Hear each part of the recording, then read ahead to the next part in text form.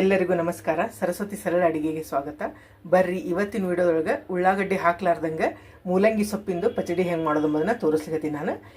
ನಾನು ಮೂಲಂಗಿ ಸೊಪ್ಪು ತೊಗೊಂಡಿನಿ, ಬೀಟ್ರೂಟು, ಸೌತೆಕಾಯಿ, ಕ್ಯಾರೆಟು, ಟೊಮೆಟೊ ಮತ್ತು ಮೂಲಂಗಿ, ನಿಂಬೆ ಹಣ್ಣು ತೊಗೊಂಡಿನಿ.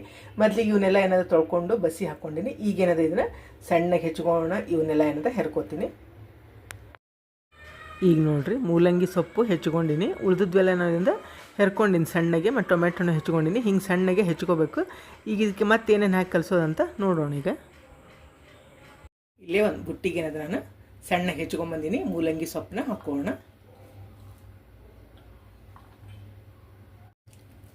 ಇದು ಸೌತೆಕಾಯಿ ಏನದ ಹೆರ್ಕೊಂಡಿನಿ, ಸೌತೆಕಾಯಿ ಹಾಕೋಣ.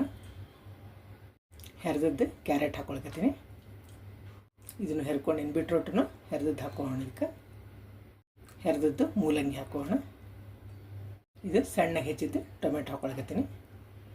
ಇದಕ್ಕೆ 1 ಚಮಚದಷ್ಟು ನಾನು ಕುಚ್ಚಿದ ಶೇಂಗಾ ಹಾಕೊಳಕತ್ತೀನಿ. ಹಸಿ ಶೇಂಗಾ ಏನು ಕುಚ್ಚಿರ್ತೀವಲ್ಲ ನಾವು ಕುಕ್ಕರ್ನಾಗ, ಅದನ್ನ ಹಾಕೊಳಕತ್ತೀನಿ. ಇಲ್ಲಿ ಒಂದು ಅರ್ಧ ಚಮಚದಷ್ಟು ಸಕ್ಕರೆ ಹಾಕೊಳಕತ್ತೀನಿ. ರುಚಿಗೆ ತಕ್ಕಷ್ಟು ಉಪ್ಪು ಹಾಕೋಣ. ಇದನ್ನೆಲ್ಲ ಮಿಕ್ಸ್ ಮಾಡ್ಕೊಳ್ಳೋಣ.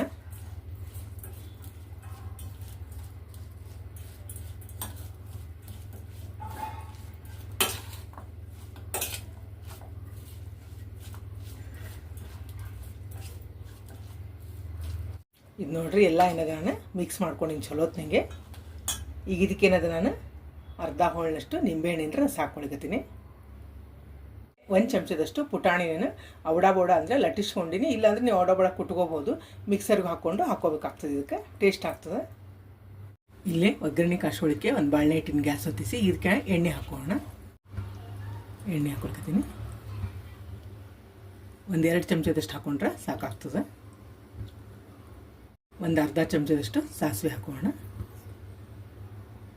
ಸಾಸಿವೆ ಸಿಡಿಲಿಕ್ಕತ್ತದ, ಹಿಂಗೆ ಹಾಕೋಣ.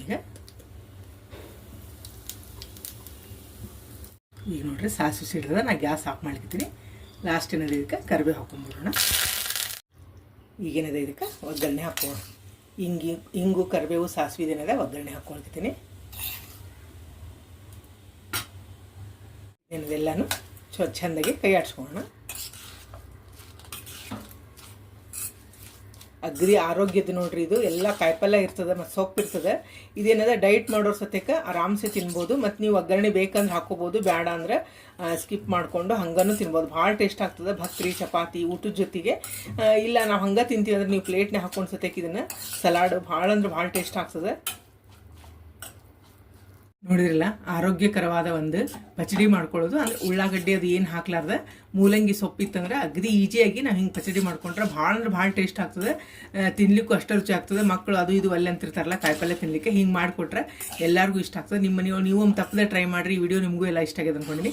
ಮತ್ತೊಂದು ಸಾಂಪ್ರದಾಯಿಕ ಅಡುಗೆ ಒಂದು ಭೇಟಿಯಾಗೋಣಂತ. ಶ್ರೀರಾಮ ಸಮರ್ಥ.